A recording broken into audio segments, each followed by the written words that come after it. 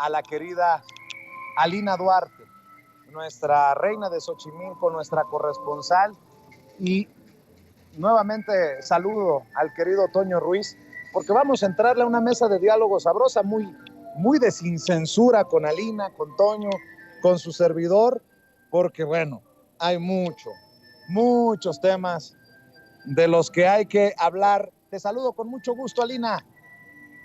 Hola, ¿qué tal, Vicente? Muy buenas tardes ya. Saludos a ti, a Toño, a toda la audiencia y al equipo de Sin Censura. ¿Cómo andas, Toño? ¿Ya listo? ¿Qué uvas, Aldubas? Pues yo siempre listo como los scouts y saludo a mi queridísima Alina Duarte. Ya por fin los tres mosqueteros reunidos. Ahí tienes tú a D'Artagnan.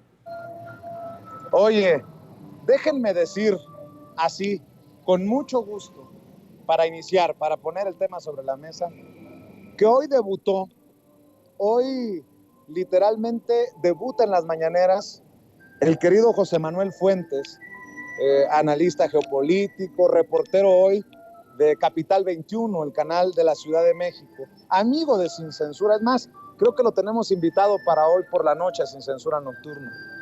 Y qué forma tan atinada de estrenarse en la mañanera. Es la primera vez que participa como reportero el querido José Manuel Fuentes. Y le pregunta al presidente sobre el tema de Julian Assange, el fundador de Wikileaks. Y hoy sabemos que el presidente le dejó una carta a Joe Biden intercediendo por Julian Assange. Si me permiten, desde aquí, un abrazo para el querido Pepe y rescatamos su atinada intervención en la mañanera. Presidente José Manuel Fuentes de Capital 21. La primera pregunta que le quiero hacer es si se abordó el tema del periodista Julian Assange con su homólogo estadounidense Joe Biden. Sí, le dejé una carta al presidente Biden sobre Assange. ¿En qué consiste esa carta, presidente? ¿Nos podría decir? Pues explicándole de que no cometió ningún delito grave Assange, él no le causó la muerte a nadie, no violó ningún derecho humano y ejerció su libertad, y que detenerlo pues iba a significar una afrenta permanente a la libertad de expresión y a la libertad. Y le explico que México ofrece la protección y el asilo a Julian Assange. ¿Y ya recibió alguna respuesta? No, porque tengo que ser respetuoso, tengo que esperar a que lo analice y se den los tiempos. Lo que sí puedo comentarles, ya lo he dicho, pero como después de la gira a Estados Unidos vino el fin de semana, no hemos hablado mucho, a lo mejor me ha faltado explicar que el trato que recibimos del presidente Biden y de la vicepresidenta Kamala Harris. Son las declaraciones del presidente Andrés Manuel López Obrador ante el planteamiento del querido Pepe Fuentes de Capital 21, el canal de la Ciudad de México. Y mi querida Lina, mi querido Toño, creo que lo único que puedo agregar a esto, ya los escucho a ustedes, es ojalá que el gobierno de Joe Biden no nos haga esperar tanto como nos han hecho esperar con la respuesta al documento diplomático enviado para que explicaran sobre el financiamiento del gobierno estadounidense a través de agencias como la USAID a organizaciones de la sociedad civil como Mexicanos contra la Corrupción y la Impunidad, porque el presidente se quejó diplomáticamente o pidió una explicación a través de la embajada y siguen sin responder. Ojalá que no nos hagan esperar tanto con la respuesta a esta carta que deja el presidente en Washington sobre el tema de Julian Assange. Mi querida Alina Duarte, ¿cómo ves? Pues mira, a mí me parece, primero fenomenal viendo a alguien como José Manuel estando ahí en la mañanera, alguien que ha insistido mucho, ¿no? en ser parte de la vida pública de este país a través del debate. A mí me encanta ver, sobre todo que hay relevo también del relevo, ¿no? Yo a veces ya cuando veo estas generaciones definitivamente no me siento tan joven, ¿no? Viendo a José Manuel ahí con el micrófono y preguntando algo de tal trascendencia que es el tema de Julian Assange. Lo hemos dicho aquí en múltiples ocasiones, Julian Assange no solamente reveló los crímenes de lesa humanidad que cometió el gobierno de Estados Unidos, cómo atacaban, cómo asesinaban periodistas, por ejemplo, ¿no? Desde los aviones sin importarle. Este video que no hace mucho, hace unas semanas, ponía el presidente López Obrador asesinando a un corresponsal de Reuters, mientras vienen y habla el gobierno de Estados Unidos de la libertad de expresión. Lo decíamos hace unos días, se reunió en Arabia Saudita con el príncipe Mohammed bin Salman, que también mandó, y está comprobado, mandó a asesinar al periodista saudí Jamal Khashoggi, o también el caso de Julian Assange. Esto es paradigmático porque no solamente abonó a la vida de los Estados Unidos, ¿no? a las y los estadounidenses, no solamente evidenció lo que hace su gobierno al interior del país, sino hacia afuera. Lo que hizo en Afganistán, lo que hizo en Irak, pero también lo que hizo en países en América Latina, lo que hizo específicamente en México en contra esta campaña, ¿no? Que pues estaba obviamente articulada y que de la cual tenía conocimiento e incluso me atrevería a decir orquestaba el mismo gobierno de Estados Unidos en complicidad con la oposición, hoy oposición en este país, en contra del entonces candidato presidencial Andrés Manuel López Obrador. Entonces, yo creo que alguien como Julian Assange representa esa lucha por la libertad de expresión, por la libertad de prensa, de la que tanto habla Estados Unidos y la que tampoco ejerce, ¿no? Hemos visto que ha hecho múltiples actos en contra de los periodistas, pero aún así no escatima en que cuando se trata de otros países arremete y se siente con la autoridad moral de venir a decirnos qué hacer y cómo hacerlo. Entonces, yo creo que esto que pone sobre la mesa el presidente López Obrador, también hay que decirlo, les guste o no, no solo a la oposición, sino a ciertos sectores, ¿no? Que todavía no están convencidos de qué es lo que está pasando hoy en México. No cualquier gobierno en América Latina está dispuesto a, yo diría, entre tantas cosas de la visita del presidente López Obrador a Washington, una es el caso de Julian Assange, ponerlo sobre la mesa sabiendo que es sumamente incómodo para el gobierno de Estados Unidos. El segundo también, creo que no solamente refrenda, ¿no? Después de esta reunión, imagínense, ya nos cuenta que le entrega una carta pidiendo pues que pues se reconsidere el caso de Julian Assange, sino además también le dice, ay, por cierto, nacionalizamos el litio, sabiendo que el tema del litio llevó a un golpe de Estado en Bolivia. Entonces son muchas cosas que hay que seguir rescatando de este encuentro, que hay muchas cosas que se quieren minimizar, y cerraría, Vicente, insistiendo en que si no nos llegaron a ver ese día, reportamos aquí también que la posición del presidente López Obrador fue reconocida por un grupo de activistas, Assange DC Action, la acción, ¿no? Como el capítulo, digamos, que lleva la campaña por la liberación de Julian Assange en Estados Unidos, pero en Washington DC, fueron a la Embajada de México, ahí en Washington, para entregar una carta agradeciendo al presidente López Obrador sus posturas que había tenido justamente sobre el tema de Julian Assange. Entonces son varios actos que hay que tener claros y que creo que también la comunidad internacional, a diferencia de muchos aquí en el país, también lo tienen bastante claro. Pues yo te micrófonos y las cámaras, mi querido Toño, para escuchar también tu opinión, señalando que esto también terminó siendo un periodicazo para los odiadores de López Obrador, que dijeron, ¿y dónde está Assange? Pues no, que iba a hablar de Assange, pues no, que Assange, y no vimos, y no escuchamos el tema de Assange por ningún lado.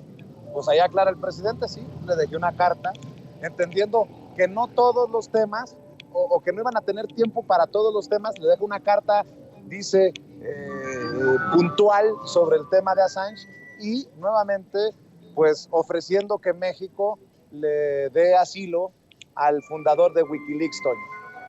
Yo creo, compañeros, que le estamos dando en el clavo al hablar de Assange, comenzando hablando precisamente de José Manuel Fuentes, ahora en Capital 21. Porque tenemos que hablar específicamente del periodismo libre e independiente. Y eso que mencionas, Vicente, es muy, muy claro. Esto que menciona también Alina sobre, pues bueno, los alcances que ha tenido Assange, pero esto de cómo es que seguramente habrá cuestionamientos de por qué no habló el presidente directamente con el presidente Biden, por qué solamente fue una carta. Creo que es fundamental al analizar que es un tema que ellos de todas formas no plantean en sus medios de comunicación tradicionales. Yo quiero poner el ejemplo de algo que ocurre este fin de semana. No sé si ustedes dos se dieron cuenta de un artículo que fue extremadamente controversial por parte del The New York Times.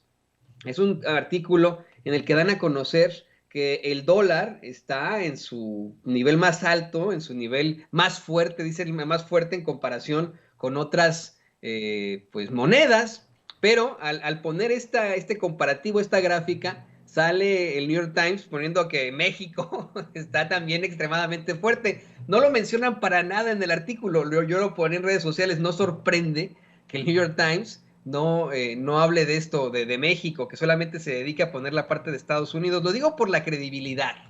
Alina lo sabe perfectamente, tú lo sabes perfectamente, Vicente. Usted, público consentidor, debe saber que aquí en Estados Unidos hay medios de comunicación que simple y sencillamente porque tienen esa medallita de credibilidad, ya con eso ya le hicieron, como el New York Times, como el Washington Post, como los que salen en CNN, algunos en NPR, tienen ya, ¿no?, una medallita de credibilidad y pueden decir o no decir, y ya la gente se va con la finta. Dicen, bueno, es que si sale en el New York Times, debe de ser muy, muy buena idea, debe de ser algo correcto, cuando en la realidad, pues son también corporaciones que responden a situaciones verdaderamente cuestionables, que no están planteando el tema, por ejemplo, de Julian Assange, un tema extremadamente duro, un tema que se tiene que plantear.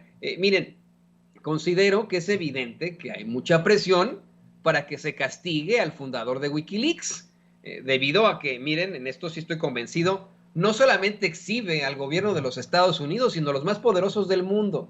Y estos, los más poderosos del mundo, le están exigiendo, imagínense ustedes, ¿no?, nada más y nada menos que al presidente de los Estados Unidos que lo castigue, que le dé sus nalgadas a ese que los exhibió, y vaya nalgadas. Están buscando que el hombre muera en prisión después de haberse enfrentado a una serie de problemáticas, de estar en un consulado, a ser perseguido, a estar en cárceles, y todo por dar a conocer la verdad con justicia, por hacerlo de manera independiente. Por eso que decía yo, pues es importantísimo que mencionemos a José Manuel Fuentes en esto. Es quien sigue la línea, en todo caso, de esa verdad con justicia, de ese Julian Assange, que a nosotros en Sin Censura nos ha buscado desde el principio, nos ha expresado un gran respeto, como el respeto que le tenemos nosotros a él, mientras que pues otros en los medios de comunicación tradicionales tratarán de minimizarle, como nos minimizan a nosotros y como minimizan a Julian Assange. Yo creo que la conclusión en todo esto que está ocurriendo, esta presión que hacen hacia Biden,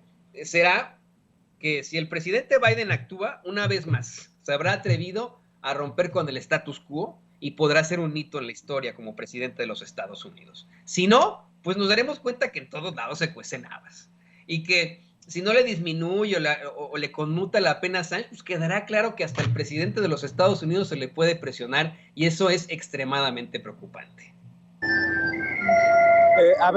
Alina, también quiero escuchar sus opiniones. Creo que debemos de seguir con este tema del reconocimiento del presidente Andrés Manuel López Obrador a los migrantes. Por tu trabajo que has hecho como corresponsal, Alina, conoces de este tema. Pues qué voy a decir de Toño. Él es un migrante, está viviendo en Estados Unidos. Y creo que no hay que dejar el tema porque es parte de ese reconocimiento a los migrantes. Se tienen que seguir haciendo cosas, me dice el presidente, para reconocer a los paisanos. Habla de conseguir que se bajen los costos para enviar remesas a México desde Estados Unidos. Yo le proponía de que la matrícula consular fuera gratis, así como es gratis la credencial para votar con fotografía del INE. Habla del documental que nos encargó a los medios independientes, alternativos y digitales. Ya buscaré a Jesús Ramírez más tarde a ver si podemos también ponernos de acuerdo. Mi querida Lina, con la explicación que me dio el presidente, con la desmenuzada que le da el tema el presidente hoy, me queda claro que el presidente está comprometido con que el reconocer como héroes y heroínas en el discurso a los paisanos no se quede nada más en palabras, sino que se lleve, se transforme en hechos. Y todavía tenemos 2 años para que se logre. Yo estoy muy emocionado porque tú sabes que es un tema que no solamente mastico, sino que lo hago con toda la pasión del mundo. Y bueno, ahí está el testimonio de las entrevistas que realizamos en Washington. Y al presidente le queda clarísimo porque el encargo no lo hace para los medios que cubrieron Washington, no, a los medios, a los youtuberos, a los de abajo, a los que estuvieron con la gente. Mi querida Alina, escucho tus opiniones, tus comentarios. Pues mira, Vicente, yo también creo que es uno de los temas que más me apasiona, sobre todo porque no podemos hablar de transformación, de justicia, no podemos hablar de un nuevo horizonte sin contemplar a los y las millones de mexicanos, mexicanas que durante décadas han sido expulsados de este país, pues no nada más por gobiernos neoliberales, sino incluso desde antes, desde la Guerra Sucia. Es decir, tú sabes que hay diferentes flujos migratorios que lamentablemente también hay que decirlo, no se han detenido. Todavía hay gente, incluso al mes, CBP, la Policía Fronteriza registra una detención de cerca de 70 a 80 mil mexicanos mensualmente, quienes son detenidos, de más de 220 mil, 250 mil personas que son detenidas mensualmente en la frontera norte mexicana, en la frontera sur estadounidense. Los flujos migratorios han sido, digamos, la constante y también es un derecho humano, sin embargo, han sido criminalizados y no solo eso, creo que hoy lo que estamos hablando es incluso la responsabilidad del Estado mexicano para con sus connacionales en Estados Unidos. No solamente estamos hablando de una reforma migratoria y de cómo hoy el gobierno mexicano, a diferencia de otras ocasiones, está tratando de incidir de diferentes formas.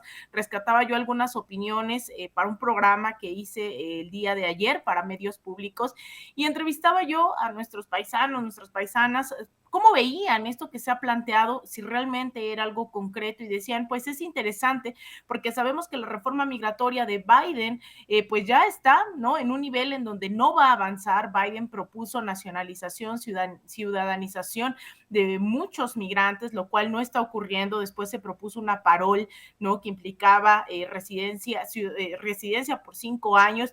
Nada de esto ha sido cumplido. Hay una crisis muy fuerte en Estados Unidos, producto no solo de la guerra en Ucrania y de la inflación, sino una crisis de legitimidad que se nos oculta en los medios. Gente de Harvard, gente de estos institutos, ¿no? Siguen hablando de esa gran superpotencia, los mismos corresponsales de Washington, cuando en realidad hay un declive de la hegemonía estadounidense que es muy visible en términos económicos, políticos, sociales. Joe Biden, pues sí, podría ganarle nuevamente a un Donald Trump, pero cuando la gente contesta si realmente quisiera ver a Biden en un segundo término, pues es cerca del 13% de la población. Es decir, no es el Estados Unidos de hace unas décadas y la población migrante en Estados Unidos tiene una capacidad de decidir no solo el rumbo de Estados Unidos, sino también de nuestros países. Entonces, repensar a la comunidad migrante como sujetos de acción, sujetos de derecho y sobre todo, pues también, ¿no? Se tiene que dignificar al migrante, no solo por parte del gobierno de Estados Unidos, sino por parte del mismo gobierno de donde son ellos originarios y originarias. Estoy hablando específicamente de que los consulados, pues tienen que cambiar. Yo sé que algunos, me lo han dicho, han cambiado al norte de California, etcétera, pero no es suficiente, las fallas son sistemáticas, no es posible que nuestros paisanos y paisanas no tengan acceso a un acta de nacimiento, incluso a la credencial de lector, que a veces es muy pesado dependiendo del consulado, la matrícula consular que cobren. Yo creo que hay cosas que se pueden avanzar y que es imposible que ahora que estamos hablando de una reforma política electoral, por lo menos se les considere de una forma totalmente digna, Vicente. Toño, a mí me da muchas esperanzas. No me da tantas esperanzas la idea de la reforma migratoria. Si entendemos bien, como lo ha expuesto el presidente en la mañanera, cómo funciona la política. Pero espero haber planteado correctamente que Joe Biden ya fue el vicepresidente del deportador en jefe. ¿Cuál será el legado en caso de que Biden no gane las elecciones presidenciales frente a Donald Trump? ¿Cuál será el legado para la comunidad migrante de Joe Biden? Creo que muy pobre o nulo, porque creo que no le ha cumplido a la comunidad. Pero a mí me da mucha emoción, debo de admitirlo, como migrante, como un medio precisamente que nace en Chicago, ahí en la comunidad de Chicago, pues que el presidente ahora le diga a Ricardo Sheffield, el procurador en defensa del consumidor, que hay que ver cómo se consigue que no le cueste tanto a los paisanos enviar las remesas, que hablemos de si se puede o no hacer que la matrícula consular sea gratuita. En fin, yo creo que esto da para más. Es cuestión de seguirle ayudando al presidente, insistiendo con el tema. Da para más, mi querido Tony. Vicente, Alina, público consentidor. En primer lugar, en la parte de Biden, yo creo que ahí sí tendría que considerarlo el presidente de los Estados Unidos, porque fíjense, se está planteando que a lo mejor ni siquiera buscaría su reelección. ¿Qué le queda más que pues su paso por la historia, su paso como presidente de los Estados Unidos? Uno podría pensar, bueno, es un político al que todavía le podría quedar una carrera como senador, como gobernador en algún momento, o dando conferencias, pero no, es un político pues ya casi octogenario, ¿no? De hecho es octogenario, es un personaje que, bueno, pues ya sería la conclusión de su carrera política y que en todo caso se está jugando simple y sencillamente su nombre ante la historia. Y qué mejor que pasar a la historia con una situación positiva. La forma en la que él, con el poder que tuvo como presidente de los Estados Unidos, tal vez consiguió una reforma migratoria, o vamos, ya la reforma migratoria ya lo sabemos todos que no se va a conseguir en este cuatrienio, pero sí a lo mejor algún tipo de pues situación para poder satisfacer las necesidades de los inmigrantes acá en los Estados Unidos, algún tipo de acción ejecutiva con lo que podría él pasar a la historia. Vamos, esto a lo mejor no le ayuda a su partido, pero a su imagen y a su futuro, a lo que él sería en los libros de historia, sí, sea algo propositivo y positivo en cuanto a la historia. Ahora bien, esto que tú le planteas, Vicente, al presidente López Obrador sobre las matrículas consulares, si alguien a mí me dice, Toño, te regalo $27, digo, pues sí, órale, ¿quién te regala $27? ¿Qué es lo que cuesta la matrícula consular acá en los Estados Unidos? Cuesta $27 en cualquiera de los consulados. Ya después los precios de los pasaportes son distintos. La credencial del lector no tiene costo, pero tú sugerías esto de, pues simple y sencillamente, que se les retire el costo de los pasaportes, de las matrículas consulares. Y el presidente incluso hablaba de cómo es que van a ver con Sheffield, con el titular de la Profeco, Ricardo Sheffield, que los envíos de remesas sean aún más bajos. Pero yo quiero serte perfectamente honesto como migrante y creo que mucha gente va a estar de acuerdo conmigo en esto. Me hace pensar en cuando Josefina Vázquez Mota no pudo comprobar ese supuesto envío de $1,000 millones para apoyar a los inmigrantes acá. Muchos nos reímos porque dijimos, bueno, nosotros somos los que mandamos las remesas, nosotros somos los que mandamos la lana a México. ¿Qué nos vienen a contar a nosotros de lo que nos van a mandar ellos? O sea, En efecto, ¿quién te regala $27, que es lo que cuesta la matrícula consular? Bienvenido, ¿no? Si de pronto podemos ahorrarnos $27. Pero creo que no es necesario para nosotros tanto esta situación de apoyos económicos. Lo que queremos como inmigrantes es que verdaderamente nos reconozcan acá en los Estados Unidos y en México, que podamos ser elegidos como los verdaderos diputados migrantes, no un cabrón del PAN o un hipócrita del PAN del PRI que ni siquiera esté en San Antonio cuando ocurra una tragedia de este estilo y que no nos esté apoyando, que nosotros como inmigrantes seamos los diputados migrantes, no esos que tenemos desafortunados, los peores que tenemos, que tenemos en estos momentos en el Congreso, que seamos nosotros los que tengamos y detengamos los puestos en los consulados, ¿no? Que se hayan traído ahí al fulanito de tal recomendado de México, a que se venga a pasear acá a los Estados Unidos, a que se le pague un departamento y que esté en el jijijo. No. Nosotros seamos los que podamos detentar los puestos en los consulados y en la embajada. Y que exista de una vez por todas una plataforma como con Infonavit para poder construir nuestras casas cuando regresemos a México, ante esta idea que tienen muchos de ahorrar toda su vida acá en los Estados Unidos para regresar a México y poder erigir su casa. Esto ya lo has planteado tú tantas veces, lo planteó Rafita Herrera, otros corresponsales de La Fuente lo han planteado y el presidente ha dicho que sí, que están en diálogo para que esto ocurra, pero eso se tendría que ya que transmutar. Si quieren reconocer a los paisanos migrantes, si quieren reconocer a los héroes vivientes, reconozcan así a los héroes vivientes con hechos, con actos. La verdad que lo económico, pues nosotros somos los que mandamos, ¿no? O sea, honestamente, con mucho respeto, pero mejor reconozcan a los que están construyendo México.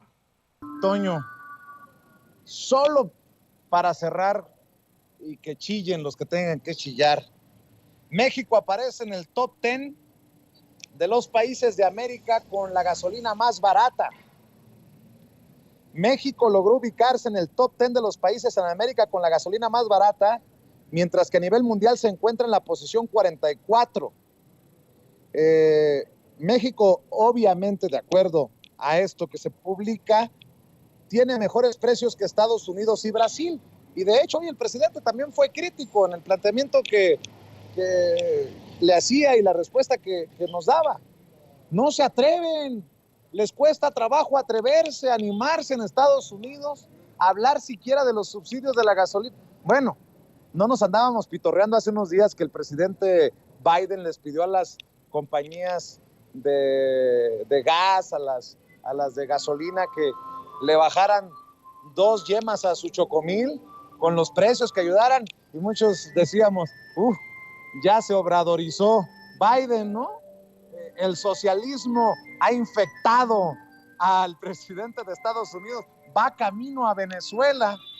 Pues bueno, ahí te la dejo de tarea, mi querida Lina. El presidente le ha apostado precisamente al subsidio, ha metido la mano el Estado para beneficio de millones de personas y está funcionando. Le duela a quien le duela, le pese a quien le pese. Comentario para cerrar, Alina, comentario para cerrar, Toño.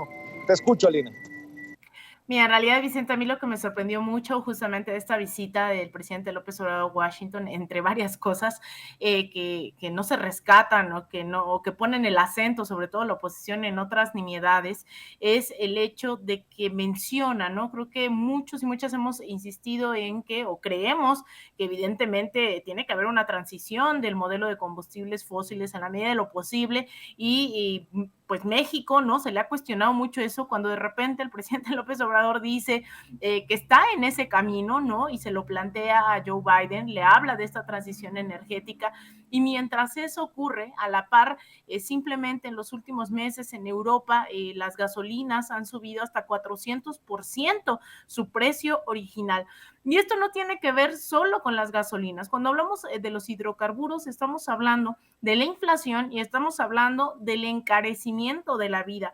Es inevitable que en el momento cero en que suben las gasolinas, empiezan a subir los alimentos, las medicinas, absolutamente todo. Entonces, llama la atención que México no solamente está entre los niveles más bajos de los precios de los hidrocarburos, sino también con el tema de la inflación. Y también a quien han satanizado mucho es justamente a otros gobiernos progresistas como Bolivia, que veía yo que Bolivia es el país con menor inflación en todo el continente. Entonces, algo tiene que ver el hecho de un modelo, de un estado de bienestar, que creo incluso se puede ir más allá, ¿no? Que piense realmente en la ciudadanía y no en los intereses justamente de estas empresas de hidrocarburos, de las gasolineras, sino que incluso el eje rector sea un modelo de control de Estado, ¿no? En donde pues es Pemex en este caso quien tiene la posibilidad de garantizar los hidrocarburos, y en otros países también, mientras la apuesta de gobiernos abiertamente neoliberales era beneficiar a estas empresas mayoritariamente transnacionales en vez de beneficiar a la ciudadanía. Entonces, pues ahí están los efectos de este modelo que más allá de que no es socialista, ¿no? Creo que está apuntando hacia el bienestar y no a muchos les agrada esa idea. Lo malo, Mique, ya ves que hasta aproveché yo para pitorrearme, le pedí hasta disculpas al presidente. Lo malo es que López Obrador no habla inglés. Lo malo es que López Obrador es un humilde aldeano macuspano. Lo malo es que López Obrador es el Mesías tropical.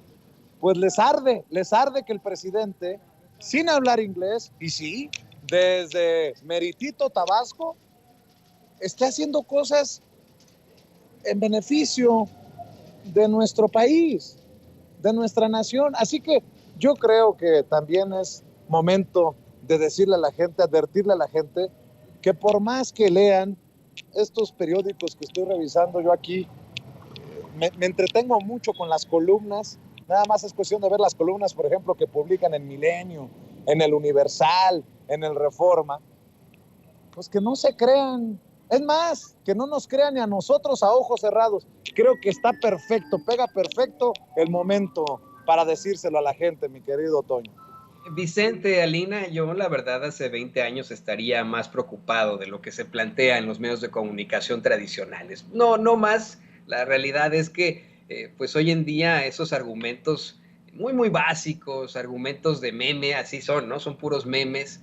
No alcanzan, no llegan a la gente. Esos periódicos que sostienes en estos momentos o los comentarios que se dan en la muy empanizada Radio Mexicana, es verdaderamente la panificadora por excelencia de México en la radio, o bien lo que plantean una y otra vez en la caja idiota, pues creo no está llegando verdaderamente al pueblo, no está llegando verdaderamente a la gente, y eso es lo importante en materia de lo que verdaderamente está ocurriendo. Fíjense, ¿no?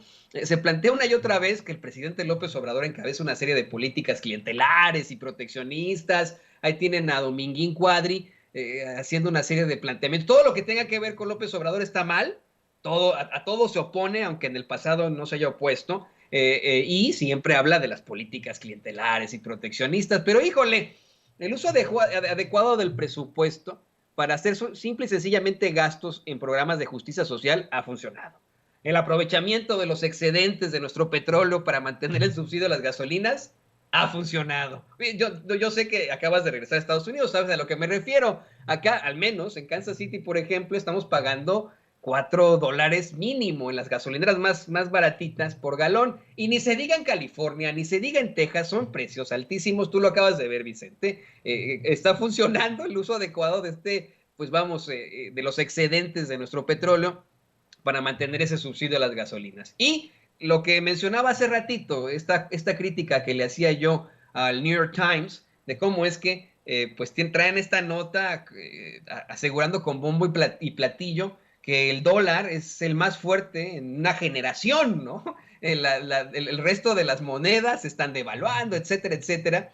Y ahí, como que no quiere la cosa, en una gráfica plantean cómo es que México también está muy fuerte, está por arriba incluso de Canadá, por arriba de muchos países europeos, de Japón, en estas supuestas devaluaciones, y el peso se ha mantenido verdaderamente sólido. Esto cuando se le plantea algún tipo de personaje de la ultraderecha, bueno, pues saca su meme diciendo, no, es que la pobreza ha aumentado de manera gradual y etcétera. Sí, ha aumentado debido a la pandemia, pero en términos reales, en términos generales, los factores, los planteamientos que hay, los datos duros, nos dan a conocer que hay una situación muy distinta y que busca en todo caso una política no socialista. Ese es lo otro, ¿no?